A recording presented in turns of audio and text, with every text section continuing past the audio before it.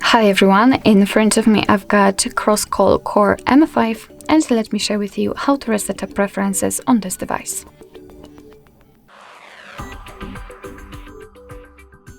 So let's start with opening the settings. Let's tap on them, and here we have to find the apps section. As you can see, it should be on the third position from the top. Now let's tap on see all 40 apps, of course 40 in my case, and then tap on the three dots icon in the right upper corner. Let's tap on Reset App Preferences, and as you can see here we've got the information what the device will actually reset, so among others, disabled app notifications and any permission restrictions. What's more, no worries, you won't lose any app data, so simply tap on Reset Apps, and basically this is it.